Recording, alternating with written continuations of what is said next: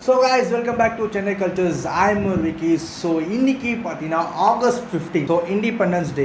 So ஆக்சுவலாக independence டேன்றது நம்ம எல்லாருக்கும் தெரிஞ்ச விஷயம். நம்ம நாட்டுக்கு ஒரு சுதந்திரம் பெற்ற ஒரு நாள். பட் இருந்தாலும் நம்ம முன்னோர்கள்லாம் பார்த்தீங்கன்னா அந்த காலத்தில் வந்து வெள்ளையர்கள் வெளியேறுன்னு சொல்லி ரொம்ப பாடுபட்டிருந்தாங்க. அண்ட் தென் பிரிட்டிஷ்காரங்கெல்லாம் வந்து ரொம்ப ரொம்ப ரொம்ப நம்மளோட நாட்டு மக்களெல்லாம் வந்து ரொம்ப வந்து ஒரு அடிமைதனமாக வச்சுட்டு இருந்து அவங்களுக்கான தேவைகள் பூர்த்தி பண்ணிவிட்டு அப்படி தான் நம்ம இந்தியர்களை வந்து வச்சுட்டு இருந்தாங்க. ஸோ இந்த சுதந்திரன்றது அவங்களுக்கு வந்து பெரும் பாடாக இருந்தது நம்மளோட இந்தியர்களுக்கெல்லாம். ஸோ ஆஃப்டர்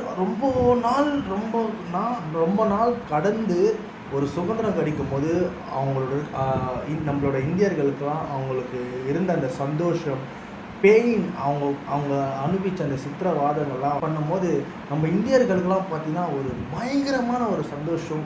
அண்ட் வந்து ரொம்ப அது எதிர்பாராமல், நம்ம ஒரு விஷயம் எதிர்பாராமல் அது நடந்துச்சுன்னா நம்மளுக்குள்ளே இருக்க ஒரு அந்த சந்தோஷம் இருக்கும் இல்லையா, அந்த சந்தோஷம் வந்து அவங்களுக்கு வந்து அந்த டைமில் வந்து ரொம்ப ஒரு மிகப்பெரிய ஒரு சந்தோஷமாக இருந்தது. ஸோ இப்போ இருக்க காலகட்டம், அதாவது நம்ம இப்போ இருக்க காலகட்டம் பார்த்திங்கன்னா அந்த முன்னோர்கள்லாம் இருந்தாங்க பார்த்தியா, அந்த முன்னோர்கள்லாம் சுதந்திரம் கிடைச்சதுன்னு ரொம்ப சந்தோஷமாக இருந்தவங்கலாம் இன்றைக்கி அவங்க உயிரோடு இருந்தால் கண்டிப்பாக வருத்தப்படுவாங்க. பிகாஸ் இந்தியா அந்த மாதிரி இருக்குது. என்னடா சொல்ல வரேன்னா, நீங்களே பாருங்கள், நம்ம ஹாப்பி இண்டிபெண்டன்ஸ் டேனே நம்ம வந்து சொல்லிக்கலாம், வாட்ஸ்அப்பில் ஸ்டேட்டஸாக வச்சுக்கலாம், அண்ட் தென் எல்லாருக்கும் விஷ் பண்ணி கை கூட கொடுத்துக்கலாம். பட் இருந்தாலும் ஏதோ ஒரு மொழியில் மனசுக்கு ஏதோ ஒன்று சொல்லிகிட்டே இருக்குது. நம்ம ஹாப்பி இண்டிபெண்டன்ஸ்னு சொல்கிறோம், நம்ம நாடு ஃபஸ்ட்டு ஒழுங்காக இருக்கா ஃபர்ஸ்ட் ஆஃப் ஆல் அப்படின்னு உங்களுக்கு இருக்காதுன்னு தெரியல. பட் எனக்கு கண்டிப்பாகவே அது ஒரு மனசில் உறுத்தினே இருந்தது. கண்டிப்பாக இந்த மாதிரி ஆட்கள்லாம் கண்டிப்பாக அது மனசில் ஒருத்தி தான் இருக்கும். பட் அது வந்து பாசிட்டிவ் பிரச்சனைகள் வரும். ஸ்டேட்டுக்கு ஆகலை, இந்தியாவுக்குள்ளே தான் இருக்கும். ஆனால் ஸ்டேட்டுக்கு ஆகலை. தமிழ்நாட்டுக்கு தண்ணி பிரச்சனையாக இருக்கட்டும், அண்ட் தென் பெங்களூர் கர்நாடகாவில் பார்த்தீங்கன்னா நம்மளுக்கு தண்ணி தராமல், தமிழர்களுக்கு தண்ணி தராமல் இருக்கட்டும்.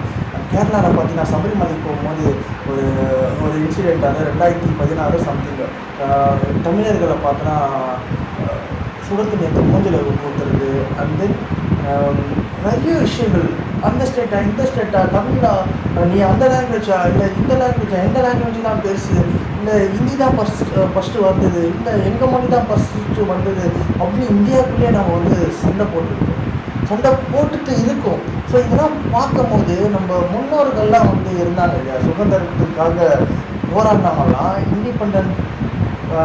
இந்த இண்டிபெண்டன்ஸ் டே வரதுக்கு காரணமே நம்ம முன்னோர்கள் தான் நான் சொல்லுவேன்.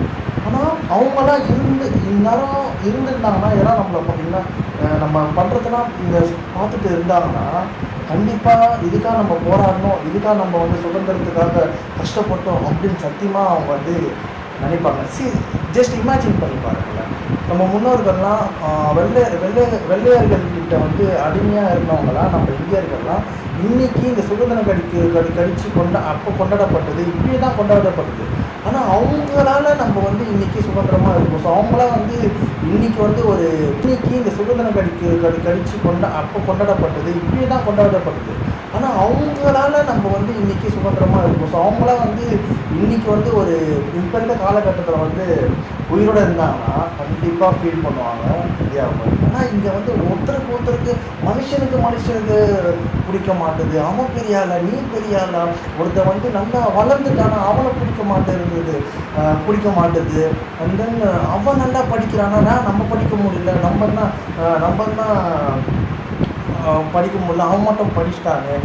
அண்ட் தென் அவன் மட்டும் ஒரு நல்லா சம்பாதிக்கிறான், ஏன் நம்மளால் சம்பாதிக்க முடியல, அவன் இந்த கேஸ்ட் ஆயிடுச்சு, அவன் மட்டும் ஏன் பெரிய ஆள் ஆகலாம், நம்ம வந்து உயர்ந்தத்தில் இருக்கிற ஒரு கேஸ்ட் இப்போ நினைக்கிறவங்களாம் நம்ம தானே பெரிய ஆள், நம்ம ஏன் படிக்க மாட்டோம், நம்ம ஏன் உயர மாட்டோம் அப்படின்னு இருக்கிற இந்த காலகட்டத்தில் ஹாப்பி இண்டிபெண்டன்ஸ் டேன்னு சொல்கிறதுக்கு அது கொஞ்சம் மன கஷ்டமாக இருக்குது.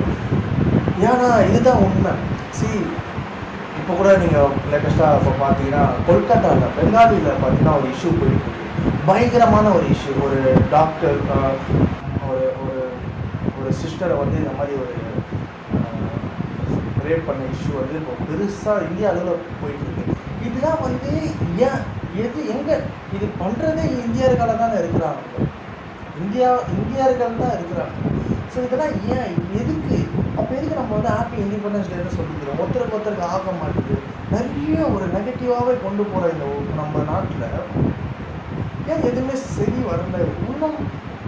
ஒன்றுமும் எதுவுமே சரியில்லைன்னு தான் நான் சொல்லுவேன்.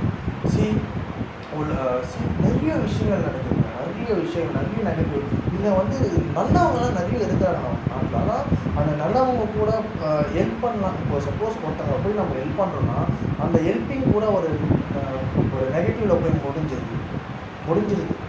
ஸோ அதனாலே சில நல்லவங்களாம் கண்ணுக்கு தெரிய மாட்டுறாங்க. எங்கே நம்ம ஹெல்ப் பண்ணால் நம்மளுக்கு ஒரு பிரச்சனை வந்துடும். ஃபார் எக்ஸாம்பிள் நீங்கள் ரோட்டில் ஒரு ஆக்சிடென்ட் நடக்குதுன்னு வச்சுக்கோங்க. அது வந்து நம்ம வந்து பார்க்கும்போது சில மனுஷனுங்களுக்குலாம் வந்து நம்ம முன்னாடியே வந்து ஒரு ஆக்சிடென்ட் ஆகிருக்கு, போய் ஹெல்ப் பண்ணுவோம் சொல்லி போய் ஹெல்ப் பண்ணுவாங்க. பட் அதுவே வினையாகும். அதனாலே நிறைய பேர் வந்து நல்லவர்கள் கூட நம்மளுக்கு என்ன இது தேவையில்லாத ஒரு இஷ்யூன்னு சொல்லிட்டு நிறைய பேர் கண்டுக்காமல் போயிட்டே இருக்கிறாங்க, வேலையை பார்த்துட்டு போயிட்டே இருக்கிறாங்க.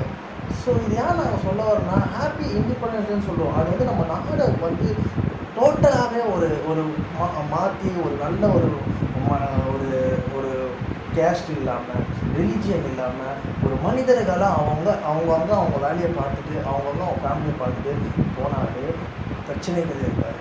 ஸோ இதை வச்சு அவன் சம்பாதிக்கிறது, அதை வச்சு இவன் அரேசல் பண்ணுறது, இதை வச்சு அவங்க கேஸ்ட்டு இந்த கேஸ்ட்டு நாங்கள் தான் பெரியவங்க இதுதான் அதுதான் சொல்லி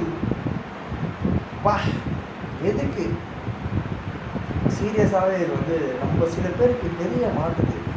நிறைய இந்திய சிட்டிசன்ஸ்லாம் பார்த்தீங்கன்னா மனசுக்குள்ளே போட்டுட்டு அப்படியே நம்மளுக்கு எதுக்கு எதுவும் போயிடுவாங்க. நம்ம நாட்டில் என்ன நடக்குது, இவ்வளோ இஷ்யூ நடக்குது, இது கேட்க ஆள் இல்லையா? அண்டு கவர்மெண்ட் இருக்குது, அண்டு ஏதாச்சும் தப்பு பண்ணால் அதை எப்படி கேட்க போலீஸ் இருக்குது, நிறைய இருக்கும்போது தப்புகள் நடந்துட்டு தான் இருக்குது. அது ஏன்